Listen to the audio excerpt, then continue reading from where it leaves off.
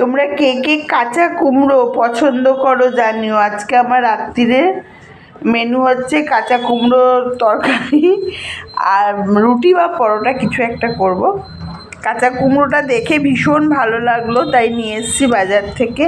আর তোমরা কে কে খাও আর কিভাবে রান্না করো সেটাও জানিও। আজকে রাত্রিরে হচ্ছে লুচি আর তোমার কাঁচা কুমড়োর তরকারি, মানে ওইটা একটুখানি আজকে করলাম, দেখি কেমন লাগে। লুচি দিয়ে খুব ভালো লাগবে আশা করি। এই লুচি হচ্ছে আর কাঁচা কুমড়োর তরকারি। বাবান বল, কাঁচা কুমড়োটা কেমন লাগছে? কাঁচা কুমড়ো আমি প্রথম খাচ্ছি। হ্যাঁ, আমিও প্রথম আজকে রান্না করলাম। আমি ঠাকুরের ভুজিতে দেই, কিন্তু নিজে কোনোদিন রান্না করিনি, আজকে করলাম। কেমন লাগছে বল? খুব ভালোই লাগছে। আমি সাধারণত আলু কুমড়ো দিয়ে একটা তরকারি খুব ভালোবাসি, এটা মা বানায়, কিন্তু এটা আমার ভালোই লাগছে। আলু এটা বিনা আলুতে জাস্ট কুমড়োটাই রয়েছে। তোমার কেমন লাগছে? এক্সিলেন্ট। এক্সিলেন্ট। একটুখানি তাকিয়ে বলো, তোমার খাবার লুচির সাথে মিষ্টি আছে নাকি?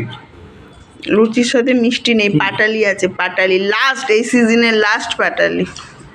ও ঠিক আছে, তাহলে খা। তাহলে তো ভালো হলো বল, তরকারিটা সুন্দর। সবসময় আলু খেয়ে খেয়ে তো ভীষণ খারাপ ব্যাপার না? Thank you. তুমি বলো কিছু আমাকে। তোমার একটা ডিউ ছিল, আর তুমি কি করেছো? নারায়ণীর পুজোর দিন ভুজিতে দিয়েছিলাম, তুমি বারবার বলছিলে খুব সুন্দর। আমি দেখলাম তোমাকে যদি আমি এটা বানিয়ে না দেই তাহলে নারায়ণেরও পেটে ব্যথা হতে পারে, সেই জন্য আমি আজকে কোনো ঝুঁকি না নিয়ে আর একটা কিনে এনে বানিয়েই ফেললাম। ঠিক আছে, সবাই খেয়ে দিয়ে শুয়ে পড়ো। Good night.